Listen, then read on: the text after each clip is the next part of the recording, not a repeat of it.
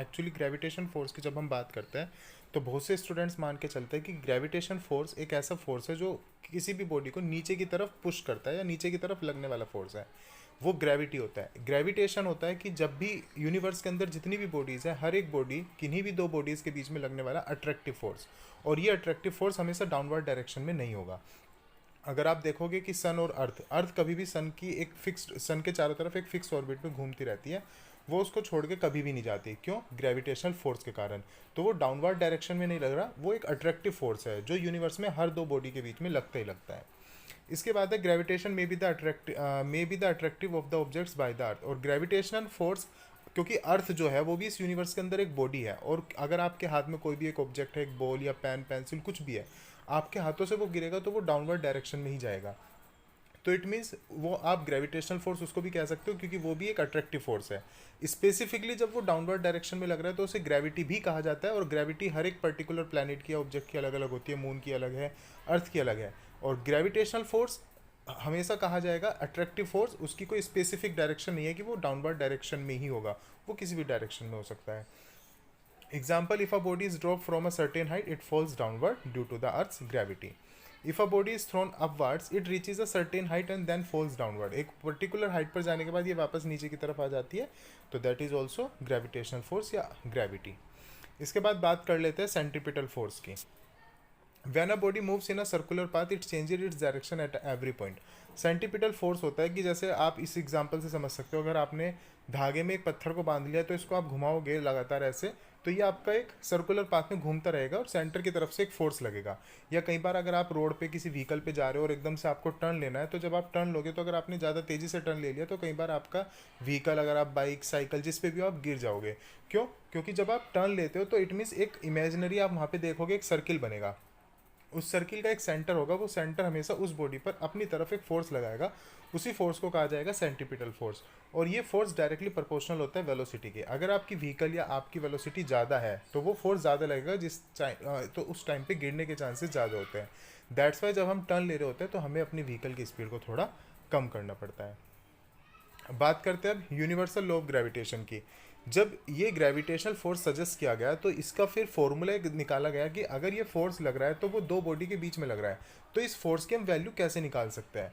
तो इस फोर्स को निकालने के लिए एक फॉर्मूला दिया गया और उसी को कहा जाता है यूनिवर्सल लॉ ऑफ ग्रेविटेशन, जो कि सबसे पहले आप इसका मैथमेटिकल एक्सप्रेशन समझ सकते हैं, फिर इसका स्टेटमेंट समझने में आपको ज़्यादा आसानी रहेगी। ये जो फोर्स है इसको हम एफ से रिप्रेजेंट कर रहे हैं। F is directly proportional to the mass of the body. आप एक बॉडी के मास को कैपिटल एम मान सकते हो और दूसरी बॉडी के मास को स्मॉल एम या M1 M2 भी मान सकते हो। ये दो बॉडी है और इनके बीच में हमने डिस्टेंस मान लिया d है। ये जो डिस्टेंस है ये इन दोनों बॉडी के सेंटर से ली जाएगी। तो force is directly proportional to M1 M2 and inversely proportional to distance square. ये जो फोर्स होता है ये डिस्टेंस के, दोनों बॉडी के डिस्टेंस के स्क्वायर के इनवर्सली प्रोपोर्शनल होगा, इसलिए इसको इनवर्स स्क्वायर लॉ भी कहा जाता है। अब दोनों इक्वेशंस को आप एक साथ ले सकते हो, यानी कि force directly proportional to M1 M2 upon में r का स्क्वायर। जब आप प्रोपोर्शनल का साइन हटाओगे, इक्वल में रखोगे, तो यहाँ पे एक कांस्टेंट वैल्यू लोगे जिसे कहा जाएगा कैपिटल जी। इस कैपिटल जी की वैल्यू जो होती है that is 6.67 into 10⁻11 newton metre square पर केजी स्क्वायर। ये वैल्यू सजेस्ट की गई थी साइंटिस्ट कैवेंडिश के द्वारा। और अगर यहाँ से आप जी की वैल्यू निकालना चाहो तो ये जितनी भी क्वांटिटीज़ जी के साथ है ये सारी आप उधर एफ के साथ ले जाओगे, तो यहाँ पे आप कैपिटल जी की भी वैल्यू निकाल सकते हो। इस स्टेटमेंट को, इस मैथमेटिकल एक्सप्रेशन को जब आप थ्योरेटिकली लिखते हो तो वही आपका स्टेटमेंट बन जाता है यूनिवर्सल लॉ ऑफ ग्रेविटेशन का। तो the universal law of gravitation states that every object in the universe attract every other object with the force which is directly proportional to the product of mass and inversely proportional to the square of the distance between them। अब इसमें एक condition की बात कर लेते हैं, free fall. Free fall क्या होता है? फ्री फॉल वो कंडीशन होती है कि जब भी कोई बॉडी किसी हाइट पे से नीचे की तरफ गिरेगी तो वो किसी भी प्लैनेट या अर्थ का सरफेस है उसकी ग्रेविटी या उसके ग्रेविटेशनल फोर्स के कारण अट्रैक्ट होगी। तो जब वो बॉडी ऊपर से नीचे गिर रही होगी वो ऑब्जेक्ट, तो उस पर ग्रेविटी के अलावा कोई दूसरा फोर्स काम नहीं करना चाहिए। ना तो हवा का, हवा एक रेजिस्टेंस की तरह काम करती है। कई बार अगर आपने किसी एक छोटी सी हल्की सी चीज़ को गिराया, जैसे कोई कॉटन या किसी पेड़ की लीव को गिरा रहे हो आप, तो जब वो नीचे आएगी तो वो नीचे आने में टाइम लेगी। क्योंकि ग्रेविटी के अगेंस्ट हवा वगैरह उसको रोकने का काम करेगी उस ऑब्जेक्ट को, तो उसकी अपोजिट यानी कि ग्रेविटी के अपोजिट जाके वो काम करेगी, तो उस टाइम पे उस बॉडी को फ्री फॉल नहीं कह सकते। लेकिन एक बड़ा पत्थर अगर आप गिराओगे तो उस पर हवा वगैरह कभी भी ग्रेविटी के अगेंस्ट जाके उसको रोक नहीं पाएगी, वो डायरेक्ट ऑब्जेक्ट नीचे ही गिरेगी अगर भारी ऑब्जेक्ट है, तो उस टाइम पे उस ऑब्जेक्ट को कहा जाता है फ्री फॉल। तो कहने का मीन्स जब अर्थ की ग्रेविटी से अलग कोई दूसरा भी फोर्स उस बॉडी पे काम ना करे, केवल अर्थ की ग्रेविटी काम करे, तो उसको कहा जाएगा फ्री फॉल।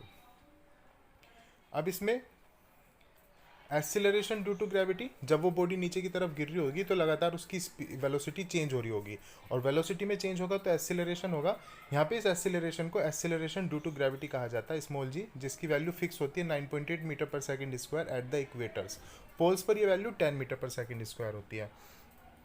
तो अगर हम यहाँ से एक रिलेशन निकालने लगे स्मॉल जी और कैपिटल जी के बारे में, जो एग्जाम में कई बार पूछा जाता है, तो जनरली जब वो बॉडी ऊपर से नीचे आ रही है तो उस पर फोर्स काम कर रहा है, तो वो बराबर होगा m इंटू जी के, यानी कि उस बॉडी के मास के और ग्रेविटी के।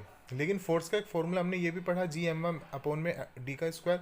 तो क्योंकि ये भी फोर्स एम जी के बराबर है और यहाँ पे भी ये force G M one M two upon D के स्क्वायर के बराबर है, तो यहाँ पे आप एम जी को इसके इक्वल रख सकते हो capital G capital M small M upon में डी का स्क्वायर। यहाँ से m स्मॉल m इक्वल है, वो कट जाएगा, तो स्मॉल g और कैपिटल g के बीच में एक रिलेशन आ जाएगा, small g is equal to capital g upon में इंटू में कैपिटल m अपॉन में d का स्क्वायर। तो यहाँ पे आप देखोगे ये जो स्मॉल g की वैल्यू है एक्चुअली ये उस बॉडी के मास पर डिपेंड कर ही नहीं रही है, जो बॉडी ऊपर से नीचे आ रही है ये डिपेंड कर रही है उस बॉडी के मास पर जो उसको खींच रही है, जो उसको अट्रैक्ट कर रही है। तो कहने का मीन्स अगर आप एक 10 किलो का पत्थर ले लो या एक 100 किलो का, और सेम हाइट से जब आप उनको ऊपर से नीचे गिराओगे, किसी बिल्डिंग से सेम हाइट से गिरा रहे हो, तो अर्थ की जो ग्रेविटी उन दोनों पत्थरों पे काम करेगी वो सेम अमाउंट में करेगी, और दोनों पत्थर सेम टाइम पे आके ग्राउंड को हिट करेंगे। ऐसा नहीं है कि भारी पत्थर पहले आएगा और जो छोटा पत्थर है वो बाद में आएगा। क्यों? क्योंकि उनका मास चाहे कितना भी हो, वो उस मास पर डिपेंड करती नहीं है ग्रेविटी, वो इस फॉर्मूले में आप देख सकते हो। इसके बाद नेक्स्ट कंसेप्ट की बात कर लेते हैं। इसमें स्मॉल जी की वैल्यू आपको बता दी गई है 9.8 मीटर पर सेकंड स्क्वायर। मास की बात करते हैं। मास क्या होता है? Mass of a body is the measure of its inertia. ये हमने जब पहले वाला चैप्टर डिस्कस किया था force and laws of motion, तो उसमें भी हमने मास और इनर्शिया के बारे में पढ़ा था। तो यहाँ पे भी वही बताया गया है कि मास जो होता है एक्चुअली वो उस अमाउंट या उस मैटर की वैल्यू होती है, उस मैटर का अमाउंट होता है जो किसी भी बॉडी को बनाने में यूज़ हुआ। तो this is the amount of the matter use to make a body. और मास कभी भी चेंज नहीं होता। आप किसी भी जगह चले जाओ अर्थ पर या मून पर, मास जो है वो फिक्स रहेगा, और ये एक स्केलर क्वांटिटी है, और ये डायरेक्टली प्रोपोर्शनल होती है इनर्शिया के। किसी भी बॉडी का मास जितना ज़्यादा होगा उसका इनर्शिया उतना ही ज़्यादा होगा। इसकी जो एसआई यूनिट होती है वो किलोग्राम होती है। अब बात करते हैं वेट की। वेट क्या होता है? वेट किसी भी बॉडी के मास पर, जिस प्लैनेट पर वो है या जिस सरफेस पे वो है, उसके द्वारा लगने वाली जो है ग्रेविटी की वैल्यू होती है, कि जब उसके मास पर कितना ग्रेविटी काम कर रहा है। उन दोनों का प्रोडक्ट ही क्या कहलाता है? वेट कहलाता है। और वेट भी एक तरह का फोर्स होता है, इसलिए इसकी भी एसआई यूनिट जो होती है वो न्यूटन होती है। Weight is a weight of a body is the force with which the earth attracts the body. तो इसका फॉर्मूला बन गया force is equal to M into G. तो W is equal to M into G होगा, क्योंकि इसके सामने दो चीज़ें आ रही है, मास और ग्रेविटी। तो वेट डायरेक्टली प्रोपोर्शनल मास के भी होता है, और weight directly proportional acceleration due to gravity के भी होता है। इसकी एसआई यूनिट न्यूटन होगी। अब इसमें नेक्स्ट कंसेप्ट की बात कर लेते हैं। Weight of an object on the moon. आपके सिलेबस में बस इतना इंक्लूड है, आपको ये याद रखना है कि अर्थ पर किसी भी बॉडी का जितना वेट होगा, मून पर उस वेट का 1/6 होगा। जैसे कि अगर किसी भी बॉडी का वेट जो है अर्थ पर 36 न्यूटन है, अगर आप इसका अब वेट मून पर निकालने लगो तो 36 को आप डिवाइड कर दोगे 6 से, तो वो आपका निकल के आ जाएगा मून पे 6 न्यूटन। इसके बाद thrust and pressure, most important concept. Thrust क्या होता है? थ्रस्ट परपेंडिकुलरली लगने वाला एक फोर्स होता है। जैसे कि अगर आपने देखा होगा कोई भी ऑब्जेक्ट है, उस पर आप कोई सरफेस है, उस पर आप ऑब्जेक्ट को ऐसे परपेंडिकुलरली फोर्स लगाते हो उस पर, तो परपेंडिकुलरली जो फोर्स काम कर रहा है किसी भी ऑब्जेक्ट पे, उस फोर्स को एक स्पेसिफिक नाम दिया गया है थ्रस्ट। इसका एग्जांपल इन्होंने दिया भी है यहाँ पे। When you stand on loose sand the force या weight of your body is acting on a area perpendicularly. जब आप किसी रेत पर खड़े हो तो आप देखोगे कि आप थोड़ा नीचे की तरफ जा रहे हो। क्यों? क्योंकि उस टाइम पर एक फोर्स काम कर रहा है उस सैंड पर, वो आपकी बॉडी का वेट ही है, तो उस टाइम पर उसको थ्रस्ट कहा जा सकता है। प्रेशर क्या होता है?